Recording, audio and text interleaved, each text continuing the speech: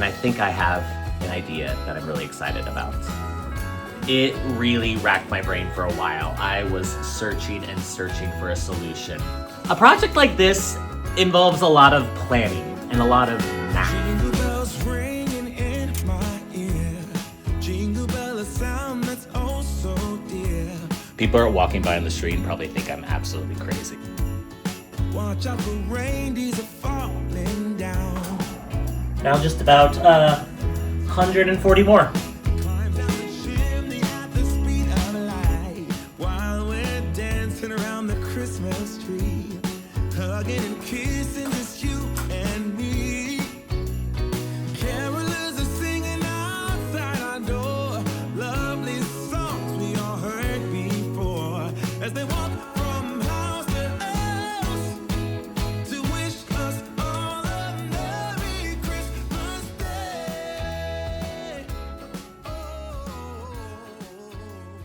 Hey guys, welcome back to the channel. Hope everybody's having an amazing week. It is finally time to start Christmas. Holiday season, get everything decorated in here. I have the party coming up. There's so much happening, and I've honestly been like counting down the days till I get to start this. So we're just hopping straight in and we're going for the big one to start off. We're doing the tree. If you saw the video last year, I did a giant hanging Christmas wreath tree. One, I've always wanted to use fresh florals to create something big like that, but I just had that idea in my head for so long and I had to get it out. And I thought this was the year I'm going to do it, and I loved it. Taking care of fresh greenery for a month and a half was not pretty. It was a lot of work, but I loved the tree and I loved the way it turned out. And that was supposed to be that. And then a couple months ago, I started getting messages from some of you guys that were like, I can't wait to see what you do for your tree this year. And I was like, I hadn't really planned. I had that idea last year, but that was just because I had that idea. I didn't think that I was gonna have to have a unique Christmas tree every year. And so I was like, okay, I will do a unique Christmas tree only if I get inspired. So I started looking around, looking for inspiration. Pinterest is my best friend. And one of the things I saw that have been around, for decades are those invisible Christmas trees where it's just the ornaments and there's actually no tree. I don't want to do that per se because it's been done before, but what if I could do something that's my own twist on it? What if I actually create the tree with ornaments and then decorate said tree with more ornaments? And how do I do that without it feeling chaotic? One of my favorite things about Christmas trees are the lights. I was like, I don't want to sacrifice not having lights just because I'm doing hanging invisible ornaments. So how do I solve that problem? That idea just led me down a road of well, how would I solve that? And how would I solve that? And suddenly I started snowballing down the hill, and here we are. And I think I have an idea that I'm really excited about. And I think I know how I'm going to accomplish it. For the actual tree, for the greenery part that I'm creating, I'm gonna create all of those ornaments because I want them all to look uniform. And I'm doing this also specifically because I have an idea of how I'm going to make this thing light up. I went yesterday and I got a bunch of clear ornaments.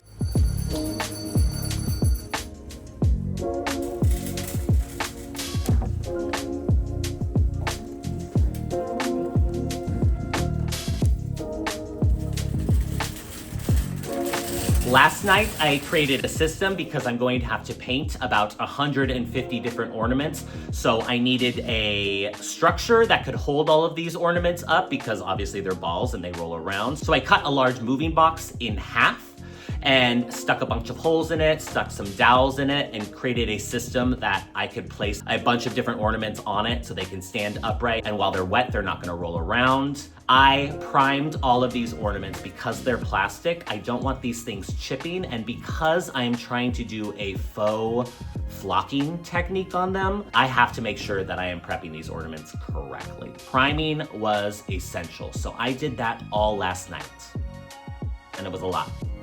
but I have now about 140 primed ornaments. So today, before I worry about any structure or all of the design or anything like that, I have to get all of these ornaments painted. That's the first task. Let's get it done.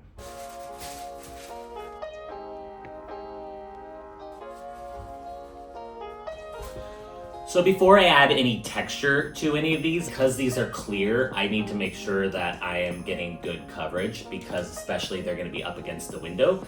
So light will be able to go through them if they are not completely painted, and I actually like the texture that some of the brush lines are giving to the primer. So I'm going to go ahead and just paint it with this one color, all of them right now, let them set, and then I'm going to do, I think, a little bit of an ombre effect and have a darker green on the bottom and have it get lighter as it goes up. But I'm going to do that on the second round of paint. On this one, I just want full coverage, so I'm just going to do my base green color and just make sure that I got coverage.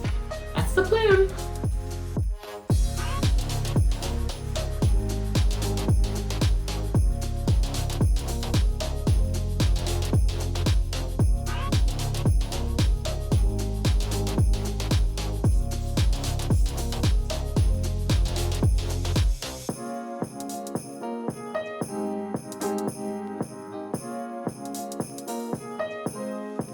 That took a second, but we got all of the first coat done. Some of them obviously are a little bit streaky, but I think that's okay because the second coat, which is gonna have the actual like ombre effect, not to mention the faux flocking technique that I'm gonna do on top of them, I think it'll be fine. I did one last night and I really liked the way it turned out, and the streaks actually helped enhance some of the texture that I was looking for, so I'm not too worried about it. I'm gonna go for a dark green color to start with, and every 2 or 3 ornaments, I'm just gonna add a little bit of white to the color and mix it in, just so I get a gradual ombre effect. I think it'll look really, really cool, fingers crossed. Now for the texture. I originally wanted to do all flocked ornaments. I looked into getting green flocking, and the problem I had with a lot of it is it's all pretty much one color and it's a little bit brighter than I wanted it to be. So I thought, well, I could get like a black flock as well and get it mixed together, and maybe it'll give me like a darker green hue. But flock's not like paint. The particles are a lot bigger than paint. From far away, it would look like a darker green color, but up close, you're gonna see the black, you're gonna see the green.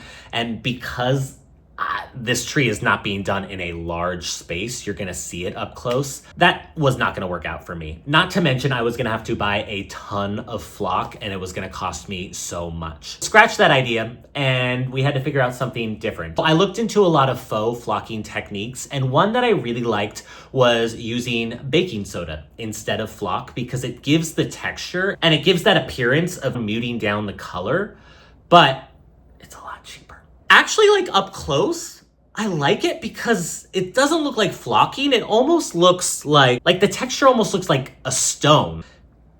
A happy accident, because I really, really like it. I'm not a huge fan of the color of this one, but I was just doing it just to see if the technique was gonna work last night. And I really like this technique. Like I said, I have about 140 of these that I have to get done. So it's gonna take a second. It's gonna look crazy at first. Trust the process. And if it doesn't work out, I mean, no, it's gonna work out. All right.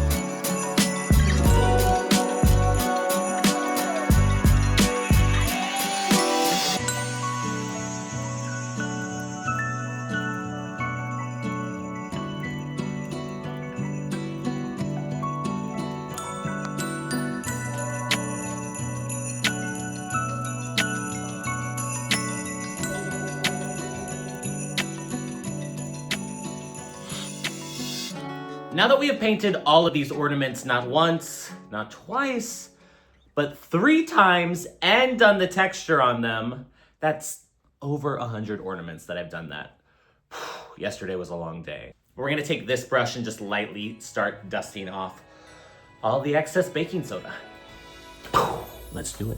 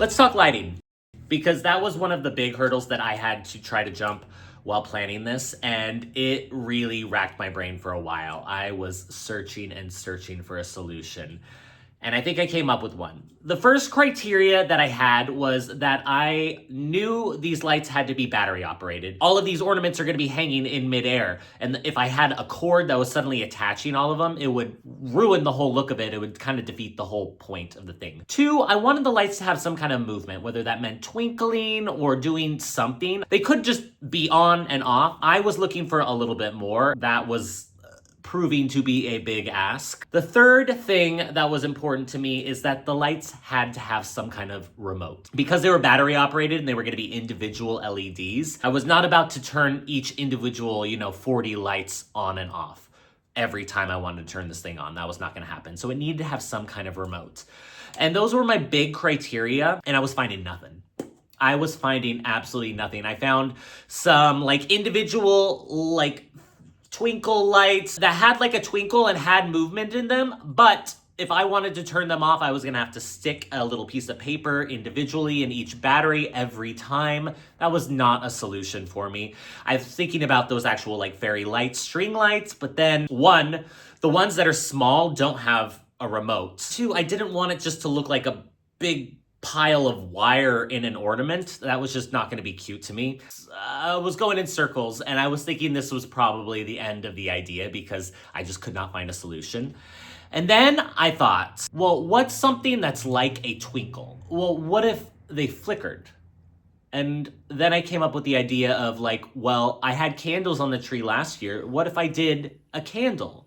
I could do a small tea light LED candle, individual. And lo and behold, I was able to find a lot of those that had remotes that were small, had a flame that kind of flickers, has a little bit of movement. Obviously, it's not going to be the same as a twinkle, but still has a little bit of movement, and were small enough to fit into my ornaments that can open. And that was my solution. The one thing that I didn't like, however, is how they look, because you were going to be able to see them from all the way around, 360, because it's a clear orb. I knew that I needed to do something with these ornaments to disguise them a little bit. So what I'm gonna do basically is the exact same process that I did for the main ornaments, but I'm just gonna basically do it about not even halfway, just on the bottom. So you're gonna be able to see the flame sticking up in the middle of it, and the whole thing will light up above it. That's my plan. I'm pretty proud of this solution, so I'm hoping it works out. I'm gonna go ahead and do all of these ornaments that I got that open really quickly in the same process that I did all those other ornaments. Get that done hopefully really quickly, and then I can start construction of putting all this together.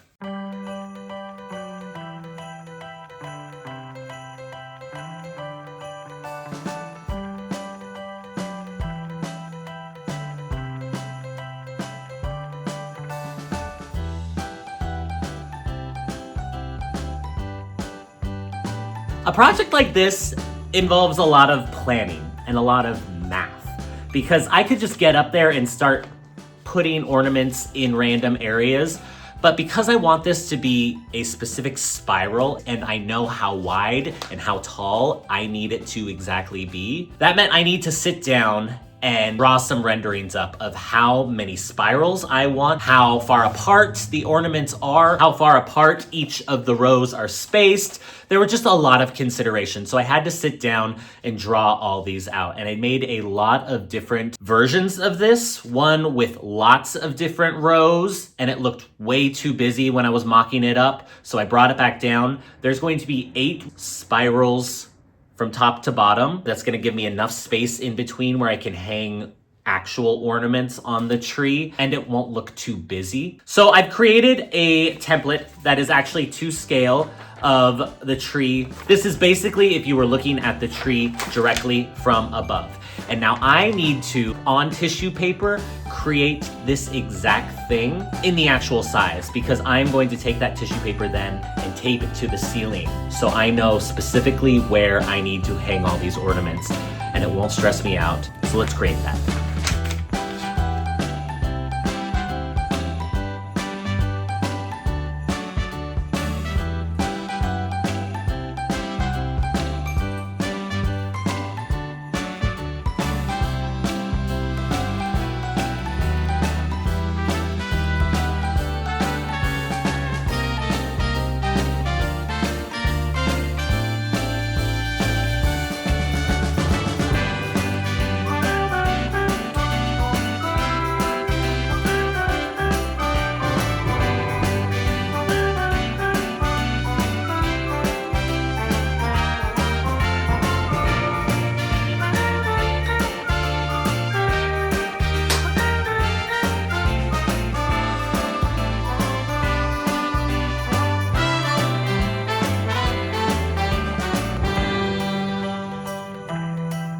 Now I have this massive space to work with. I'm gonna go ahead and bring over the tissue paper, the outline that I prepared last night, and show you exactly what I have on that. Okay, so this is what my cheat sheet looks like. This is an actual to scale. It's 4 feet by 4 feet here. And you'll see that I last night went through and basically strategically placed the exact spot I want every single ornament to be hanging from, all of those little dots there. And then I went through and did all of the math. So I know exactly how long each strand needs to be, so that I basically, all I need to do is cut and go for this thing, and I can hopefully get it up really quickly. But I've done all of the math, and I know exactly where each ornament needs to be on the ceiling, and I know exactly how long each ornament needs to be hanging. I also marked, you'll see all of these little L's here. That is where a light is going. Instead of the regular ornaments, this is where the ornaments with the lights are going, and they're all strategically spaced out so that hopefully they all look good. One thing I'm really glad that I thought of right now as I was doing my last check before I obviously get it up to the ceiling, and it's a lot harder to do those checks, is that I need to go through and number basically all of the ornaments on the map, because I have them all laid out. If I want that ombre effect, I have them all laid out right now. They're in a very specific order so that I get that color. I want to start towards the back and work my way forward, because things are hanging down. It's going to be a lot easier to work either my way down or work my way out this way when I'm hanging them. So I need to number all of them so that I know exactly what ornament's supposed to go where color-wise too. Just another thing.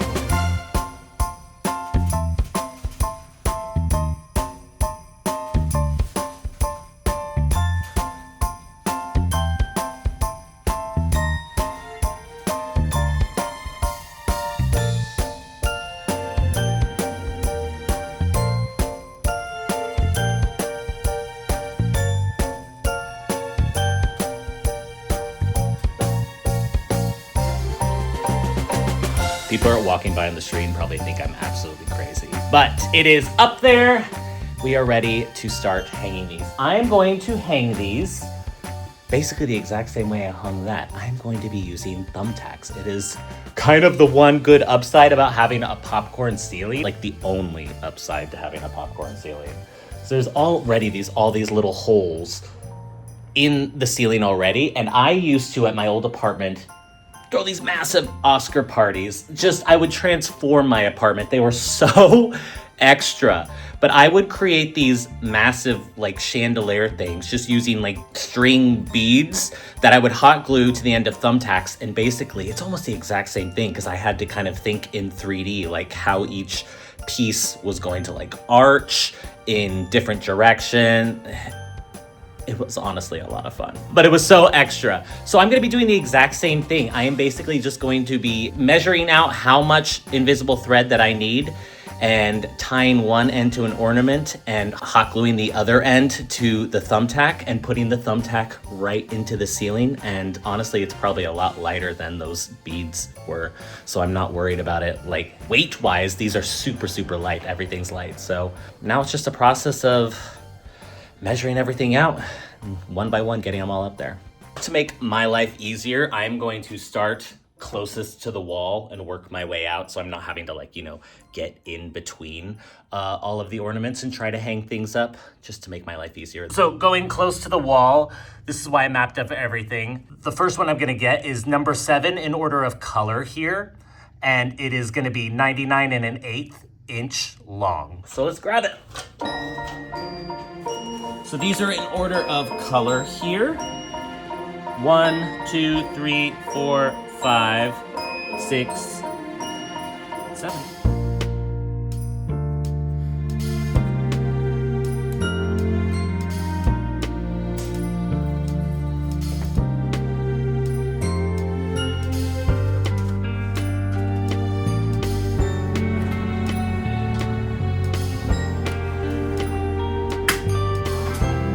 Now just about 140 more.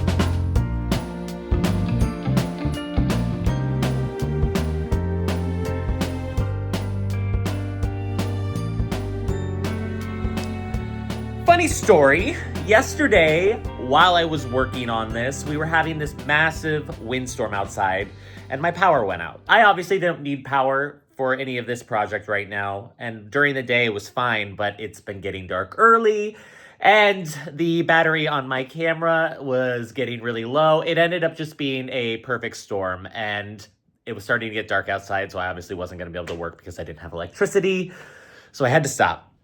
But we're making good, solid progress on this thing. I'm starting to get a rhythm. My thumb is numb from pushing those pins into the ceiling. So glad I mapped out all of my lengths and exactly which ornament was supposed to go where, because that's making this go so much faster. Now that I have a rhythm down, hopefully I can just go boom, boom, boom, boom, boom, and get this thing knocked out today.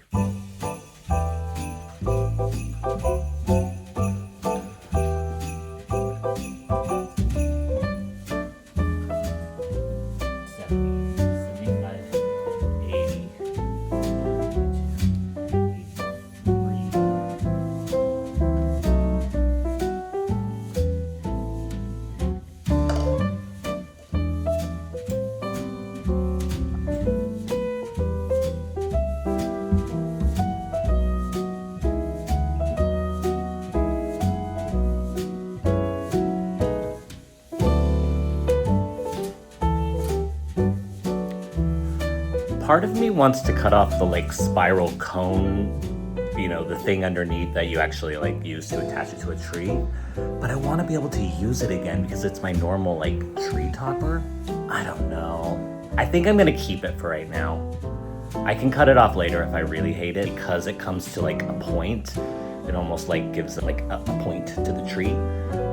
I don't know. I'm gonna finish it up. Oh, it's gonna be really hard to get it out once I have all the strings surrounding it. I think I'm gonna keep it. I think I'm gonna keep it.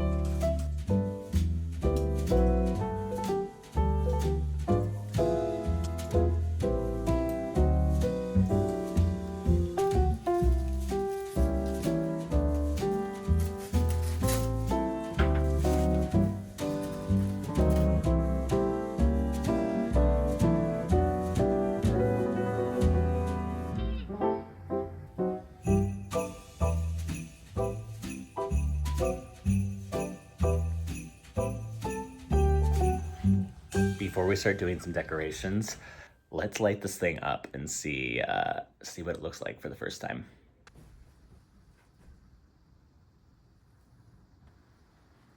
It looks so good! And I can do different levels. I can go lighter, I can go brighter. Love. Love, love, love, love, love! Okay.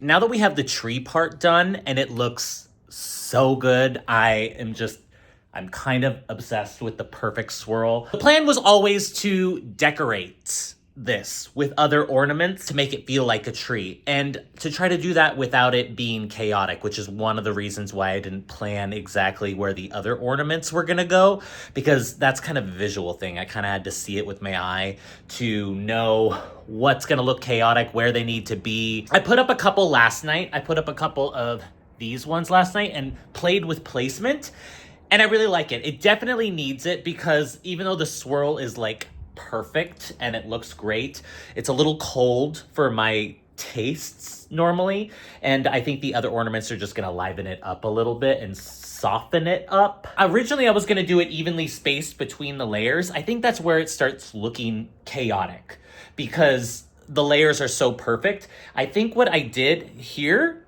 is did it like slightly under, almost like it's hanging off the branch like a normal ornament would. And I think that looks good. I put a couple of them up there, and there's one way in there. That way I still have the separation between the layers, but it also looks good with the other ornaments. And I think that's gonna be the plan. I was gonna do larger ball ornaments and do different like sizes. I think that might look a little too busy because the balls are making up the tree. I don't think I want to. I think all of the other ornaments need to be shapes. I pulled out a bunch of like stars and stuff like that. I'm gonna add them gradually, space them out evenly. I feel like I don't need a ton of ornaments. I feel like it can be chaotic really quickly, but we're gonna kind of start piecing those together and see just how much is enough, because I don't want to overfill it. So let's start playing. This is the fun part. This is the decorating part. This is, we did the math. This is the fun part. So let's get some ornaments up.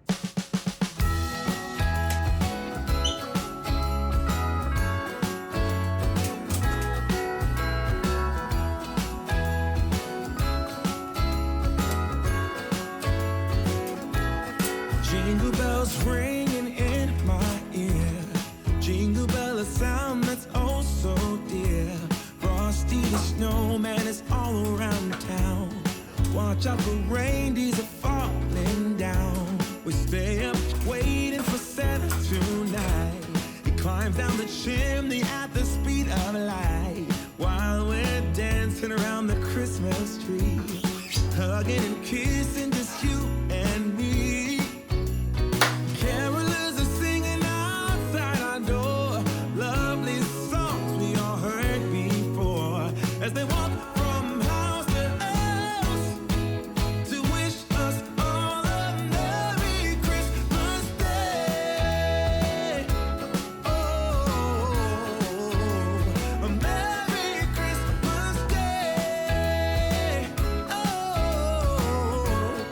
You know, I have to be honest, guys, going into this, I wasn't completely sure how this was gonna turn out. I had an idea in my head and I hoped that I was gonna be able to execute it, but I love the way it turned out. It is so unique and it's a showstopper, especially when it's lit up with the candles. I wish the candles had a little bit more flicker to them, a little bit more movement, but if that's a nitpick that I'm gonna have, I'll take that nitpick over a lot of the other things that could have gone wrong with this project. I'm playing with possibly uplighting it since I have the rug here and I have a place that I can hide a cord. I think I might be able to put like a light under there, maybe surround it by some like gifts underneath it and do some kind of uplighting just to give it a little bit more color. Obviously it's against the window, so it's backlit. It's kind of hard to see the color differentiation. I wish the ombre was a little bit heavier. I was really afraid of going too light. I mean, in the right lighting, you can see that it definitely gets lighter at the top,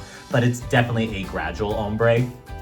Small nitpicks, things that I could easily fix if I ever wanted to do this again, but I love it. I think once the entire space gets transformed into the holiday season, it's gonna look it's just gonna shine so much. Thank you guys so much for coming on this journey. I have some exciting news to finish off this episode, and that is that I am officially committing to Vlogmas again this year. That is a video a day for the entire month of December, and I have some exciting surprises in store for you. We have the big holiday party that I'm already preparing, already planning for. We did it last year. We got another big one coming this year.